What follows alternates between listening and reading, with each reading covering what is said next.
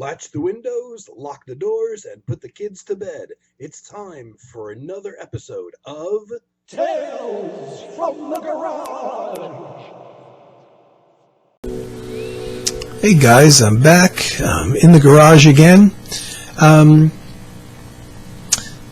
didn't really plan on doing a video. You know, I'm trying to get into a rhythm with these videos, and I should be doing at least one a week. And I know there was several weeks. It was like 3-4 weeks before I did my last one. And I'm like, I got to stay in touch with everybody. So, I'm doing videos with not a whole lot of preparation, to be completely honest. So I thought I'd talk about primarily what I've been listening to, a little bit of what's going on. When I started out on my Cosmic Pickle page, I posted quite a lot of albums that are strictly out-of-print albums, thinking that I could pretty much avoid the copyright police that way, and basically doing a service of presenting albums that people may have heard or may have never heard, may have owned long ago but lost in the interim. And I put up quite a few albums. All of them, you know, the criteria for all of them was they had to be out of print. And most of them were really from the vinyl era. Really, most of them, at least like say 80 to 85%, were things that never even made it over into the CD medium. They're strictly from the vinyl era, you know, like pre-1980 something, 83, 84, that had never been issued on compact disc. So these are things that hadn't gone out of print just recently, but been out of print for many years. And all of a sudden, in the last week and a half, 2 weeks or so, I started getting notices, copyright notices, that my videos for many of the albums that I posted, and these are postings from years ago, you know, from 2-3 years ago, maybe more, were now being blocked worldwide. And when I looked at some of the albums, I thought, God, that's really strange. One of the first ones I got was for this album. Dave Holland, Derek Bailey, improvisations for cello and guitar. The one thing these all had in common, by the way, they're all ECM albums. Which, of course, I'm an ECM fanatic. Now, this particular album, which was recorded or released, it was recorded in 91 and it was also released in 91. This thing has been out of print at least since like 1979 or 80 or so. Never was available on CD. If you're familiar at all with the album with Derek Bailey, this is very avant-garde stuff. This is not an album that even in its day would have sold very many copies. It's very experimental, out there stuff. So if there's one album that I had put up that I never expected would get blocked worldwide for copyright infringement, it would be that album, amongst all my others, simply because it's so incredibly avant-garde. At best, when it was in print, I seriously doubt it, you know, it would have sold more than, 5, 6, 7, 8, 10,000 copies at most. And that's no slight on the musicians. It's just this is very avant-garde music, and not a lot of people appreciate it. So I was kind of surprised when I got a copyright block on that. Shortly followed by a whole bunch of other albums that I've posted. And I pulled just a few of them. Here's another ECM, a Jack DeJohnette's New Rags album. Another one that's never been out on CD.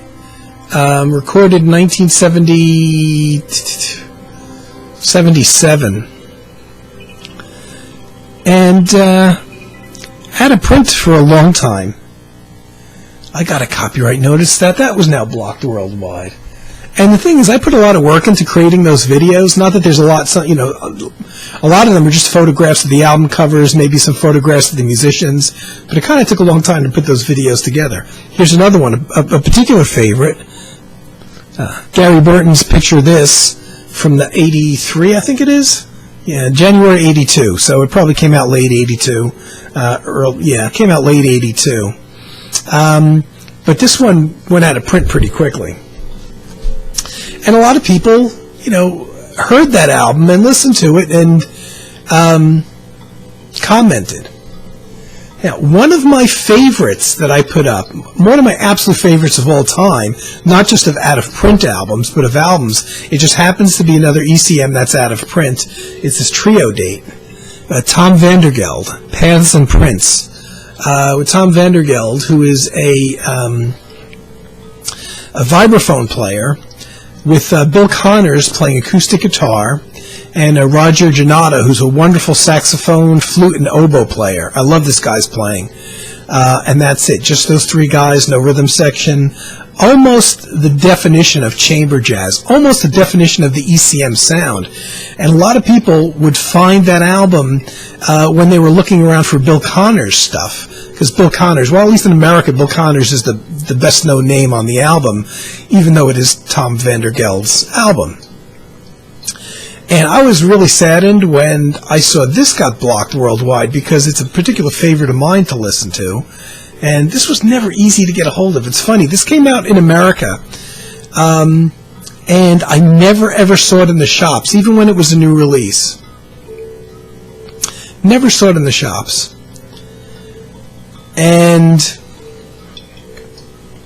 eventually had to order it, and this is back around 1980, 81. Record was recorded in 79, came out in 80, I guess. Might have come out late 79. And I was on the lookout for it. Never hit any of the retail stores here, any of the record stores. And I ended up having to order it by a mail order catalog. Imagine getting a paper catalog in the mail and then having to fill out a form and send in a check and wait like 2 or 3 months or longer for your records to arrive because somebody had to get the mail, open it, deposit the check, wait for the check to clear, and then mail out your albums. And it took months to do that. So that was kind of, even though it was released here, I think it was Warner Brothers was doing the distribution at the time, yet the record stores didn't want to carry the album. Now here's one. This is the last one I'm going to show that got pulled. I never even got this one up. I bought this only a few years ago. An album, or Ohm, the jazz band, the jazz quartet, with Urs Lemengruber on saxophones, Christy Doran on guitars, Bobby Bury on bass, and Freddie Studer on drums. This one's with Dom Ramao on percussion. And this is one that I never came out on CD, and I only acquired it a couple years ago. And, was hoping to someday get it up on my page, but it's going to be blocked, I'm sure, so that one will never see the light of day on my page. So I began to wonder, well, what the hell is going on here? And a short time after that, I thought there's only one reason for this, and hopefully this is the reason, and that's that the ECM folks decided to reissue all these albums. I got an email just a couple days after or maybe a week after the start of the blocking of all of these videos, saying that ECM is re-releasing a whole slew of albums of theirs that have been out of print for many years and have never been available on CD. So I was like, yes, okay, I don't mind so much if that's the reason. Unfortunately, reading further down in the email, I see that these albums, all of those included are in that group, except I didn't see the Derek Bailey listed, but they only kind of mentioned some highlights. So I'm thinking that the Derek Bailey one is going to come out. Unfortunately, though, they're only coming out with them as file downloads. So, you'll be able to go on Amazon and download them as MP3s and stuff. But they're not making any physical media of these albums. Now, in other words, they're not doing any CDs or LPs. Now, I can understand in a way LPs. I know most of the VC is hung up on LPs. They love LPs, but it's a very expensive process. And for a company like ECM to try to figure out how many copies they're going to sell, and of course vinyl's kind of expensive, I can see them not maybe wanting to go to the expense of doing a vinyl printing. But no CDs even, which just strikes me as really strange. Maybe they have the same issues with CDs. They don't know how many hard copies are going to sell anymore, and they don't want to bother with the expense. These are albums, after all, that they don't have to pay the musicians any session fees for because they were paid decades ago. The recording is already done, so they're not paying any recording fees. The only thing they really have to do is pull the master tapes off the shelf and, maybe spend a few hours doing some equalization and preparing them for digital files. Because I don't think they're gonna do a digital copy off of like an LP copy or something. So okay, they might have to take the master tape off and do some re-EQ, which is most of these albums are in the 40-minute range anyway, 50-minute range at tops. So spend 2 or 3 hours at the most doing some equalization on them to get an upgraded kind of remaster of the stereo mix is the only expense that they would go to if they, since they're not apparently going to do a CD or LP reissue of these. The thing is, for me though, I'm thinking, well, most of the hardcore ECM fans are like me. They're older people, and not maybe exclusively, but probably the big chunk of their market. And we're all guys, I grew up with LPs long before CDs even came around. I'm happy to convert to CDs, but we still want physical media. And I'm kind of saddened by the fact that it seems like all these old albums on ECM that have been out of print for decades, that I've been waiting for, may never actually be available again in a physical medium, which is kind of sad. And it's weird because just a few months ago they did reissue a handful of ECM albums that had been out of print for a number of years. But oddly enough, these were things that had come out on CD in the early days of compact discs, which was the mid-'80s, and they had probably gone out of print a handful of years after that. But the recent reissues on CD aren't the things that are stretching way back there. They're not going that far back in their catalog to the 70s, to those earlier albums that never got released on compact disc. And I don't know. I hope this isn't the start of a trend with them where, they're only going to do downloads. So, I don't know if you ever go onto the Cosmic Pickle page and you look for a specific album to listen to, where there may have been some albums that that I posted that you may have put into a folder, and all of a sudden they're inaccessible. So that's the story then of what happened to them. Apart from that, well, it's summertime. We've had some sweltering hot days. We had heavy rains last night, so it cooled things off a little bit here, so it's not disgusting to be out here in the garage. But I'm amazed at, I always talk about my seasonal listening habits, and every year, it seems like when the warm weather comes, I get into listening to much more acoustic music, and specifically a lot of classical music. I really didn't pull the classical CDs that I've been listening to, and maybe I'll do that next week. I did show some of them, I think, last time. But I don't know why I get so tuned into the acoustic textures of music when the warm weather comes. I don't know why that is. And it dawned on me that this year in particular, I'm really in that mode. Not just classical music, but a lot of the jazz I'm listening to is the more acoustic-oriented jazz.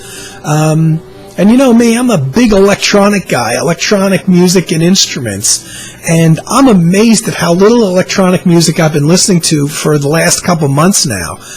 It's just, when I'm sitting here and I get an urge to hear something lately, it's always been acoustic. And I know if it were cold outside and it were autumn or wintertime, that wouldn't be the case. The one big album, this doesn't seem to change year to year.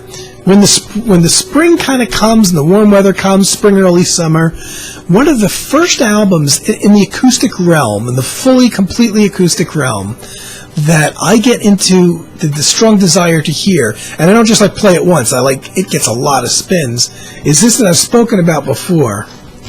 Art Landy, the piano player, and Jan Garbrick, Red Lanta from 1973. This is one that not only gets pulled out every springtime, but it's like a constant that gets played constantly throughout the spring and summer. All the tunes are written by Art Landy on piano, just acoustic piano, and Jan Garbrick plays saxophones, but he plays more flutes here than I've heard him play on any other recording, and it's really the flute work that really just sends a chill up my spine. It's absolutely breathtakingly beautiful. Another one that's gotten a lot of spins in the acoustic realm. The last album that Miles Davis and Gil Evans collaborated on. This is from the early 60s, very early 60s. Now, this is, it's funny. Miles Davis recorded a lot of albums, and there's a lot of like A albums and B albums, with Kind of Blue being like an A album. But to me, it seems like a lot of, and because Miles recorded so much, there's a lot of albums that kind of slipped under the radar, so to speak, or are considered on a lesser level. And it's really weird because to me, his B albums, his lesser level albums, in terms of what most people go to and consider to be his classic albums, to me, his B albums are almost always my favorites. Those are the ones I go to, and they're the ones that have the fewest reviews on, or people saying, it's okay, but it's not classic. And this is one of them. Now, granted, I will admit that of the handful, the very small grouping of albums that Miles Davis made with the arranger and conductor Gil Evans, where Gil Evans wrote orchestral things for Miles to play to. This is certainly considered the least classic of them, because you have things like Sketches of Spain and Porgy and Bess, and absolute classic things. I'll admit those are classics, and I love them. And this was an album that never even really got finished. They had about 20 minutes worth of music, and they ended up wanted to release it, and the record company, so they kind of put it out prematurely with 20 minutes worth of music and a couple of tracks with an acoustic quartet that Miles was working with at the time, not even part of his regular band. Just Victor Feldman on piano, Ron Carter on bass, and Frank Butler on drums, and Miles on trumpet. Just the four of them worked together very briefly and did some studio sessions.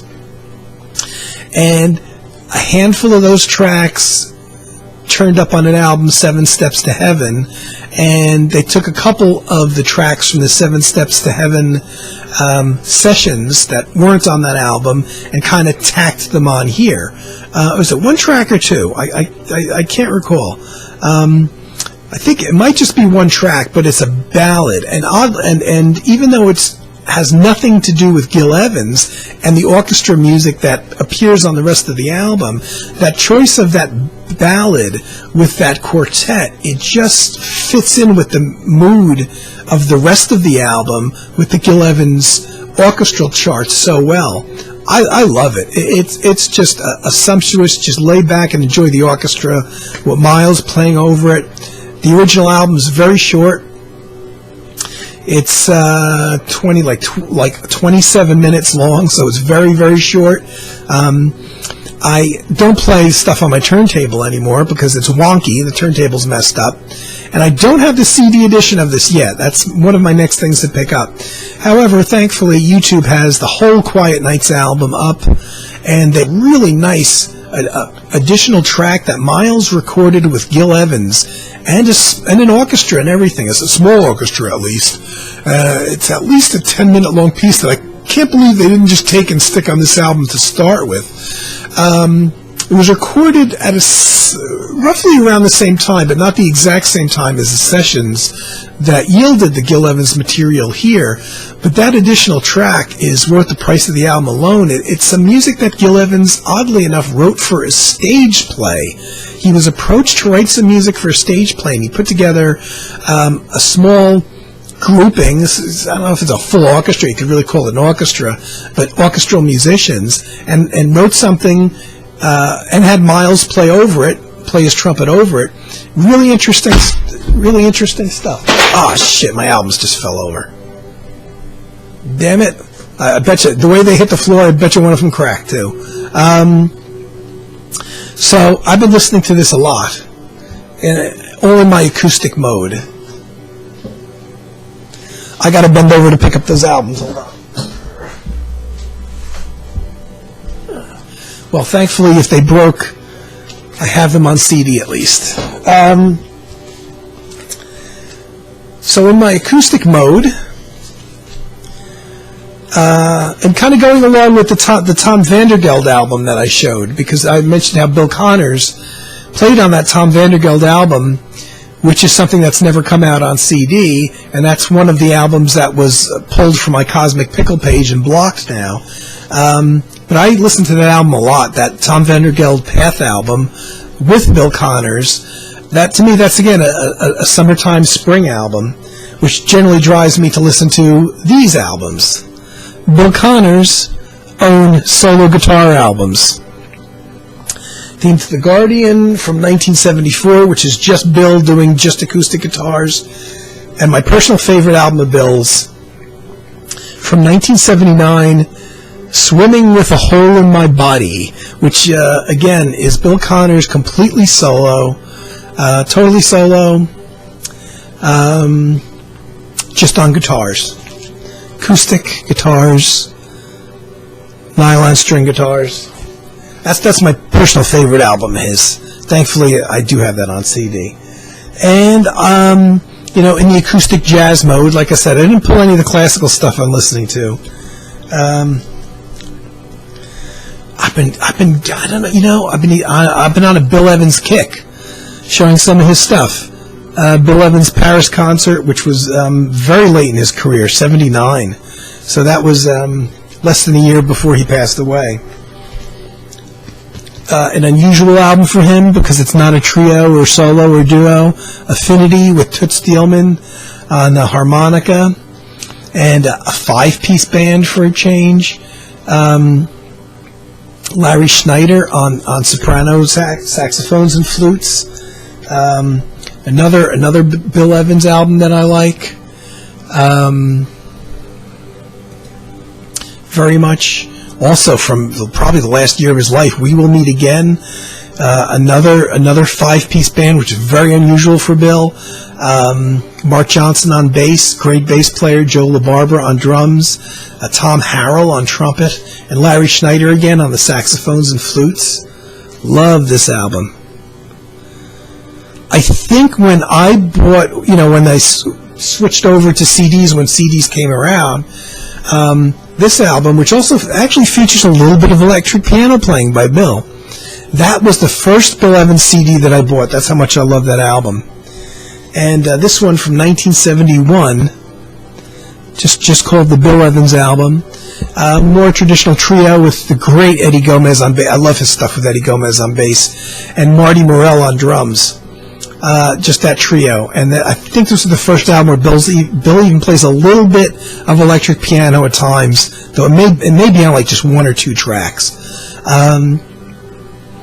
But I have been in a Bill Evans thing lately, especially for the last week and a half. And he always had great bass players. For some reason, I actually prefer the last decade of his life, the stuff from 1971 till he passed away late in 1980. And he recorded, thankfully, a lot. I mean, he recorded so many albums during that time period that even if you never jumped into his earlier stuff, you could spend a long time collecting albums of his from that period. And I think the reason I like that period so much is because the recording technology got better. He's got a lot of classic dates from the 50s and 60s, and I've got a whole bunch of them, too. I didn't bring out all my Bill Evans albums. But the recording techniques weren't that great then, and when you're talking about music that's centered around the Bill Evans piano, you're talking about a lot of quiet music, a lot of ballads, sometimes solo playing, sometimes just a trio with a very supportive bass and drums. And on those early albums, they just didn't have the detail that you need to appreciate the piano. You know, just to record the piano, it was clear and clean and everything, you know, back in the 50s and 60s. But for some reason, it just lacks depth. And, you know, Bill Evans, amongst any piano player I can think of, was just basically in the piano. And you need to have something to really capture the way he plays and the way he hits the keys and the softness, and then the strength and just the variation. It's kind of like recording a classical guitar in a way. Classical guitar is not an instrument that projects a lot, that has a lot of volume to it. So if you're going to record the classical guitar, whether it's in solo or a very small group with a rhythm section, but the classical guitar is the instrument that's up front, you really gotta spend a lot of time to get a good sound depth out of that instrument. Otherwise, it just sounds too thin. And I think, you know, some of those 50s and 60s Bill Evans recordings suffer from that. They sound as good as any other recordings from that time period, but, you know, in the case of other jazz bands, the other jazz bands, you know, that had piano, the piano player was probably more of a rhythm player or more of a supporting instrument to horn players or guitar players. In other words, you had a bigger band. So as long as you could hear the clarity of what the piano player was playing, you were okay. In the case of Bill Evans, he really is like the Debussy or the Satie of jazz piano. And in order to really appreciate his touch and everything, you really need, you know, the kind of recording techniques that started coming into being in the 70s and so on. That's why I do have, you know, a smattering of things of his from the 60s. And you know, of course, like Miles Davis kind of Blue, where he plays on, and all those kind of things. But I really, you know, for most of my listening of his, I just kind of pick up right around 1971, with a couple exceptions. He did some solo piano albums that were actually featured overdubbed piano albums called Conversations with Myself, which he did in I guess that was the early 60s was the first one, and I think the late 60s was Further Conversations with Myself, which was just Bill on pianos, but overdubbed pianos. It's very interesting albums to hear. Again, the recorded sound is as good as it got, but you know, you kind of almost wish that they had, you know, more advanced technology back then. But I do listen to those. There's definitely classics in the earlier period for me as well, things that I listen to. But I was actually listening to an old Bill Evans interview on YouTube today from 1976, which was about 4 years before he died, and he mentioned that he wanted to record a third version or a third edition of Conversations with Myself, where he just plays without any other instrumentalists, no rhythm section or anything, and he wanted to use 3 keyboards. He wanted to use the acoustic piano, which he's known for, electric piano, which he did do a bit of recording on in his last decade, and he also wanted to use a synthesizer, and this was in 1976. He said at the time, it's going to take a little while to do because I don't really know anything about synthesizers, so I'd have to get familiar and comfortable with it first. He says, but I like the idea of the orchestral possibilities of the synthesizer and being able to record a third keyboard part, and it would be, you know, more like the orchestral strings and that kind of thing. And sadly, Bill only lived for another 4 years after that 1976 interview, and he never got to do that third Conversations with Myself album, which I would have loved to hear. And I know there's at least one of you out there that would have loved to hear it as well, Carm. So anyway, I thought I'd come on and yap some. And so I did. So hopefully this comes out. I've already seen my screen freezing a couple times, so I don't know what's going to happen. You're going to have some definitely screw-ups, I'm sure, in the course of the video, but I might just post it anyway. So I'll be back. I'm going to try to do a weekly thing and just talk about what I'm listening to and what's inspiring me, maybe, if I don't have any other things to talk about. Hope everybody's doing well. Thanks for watching. Take care. Tune in next time for more Tales from the Garage.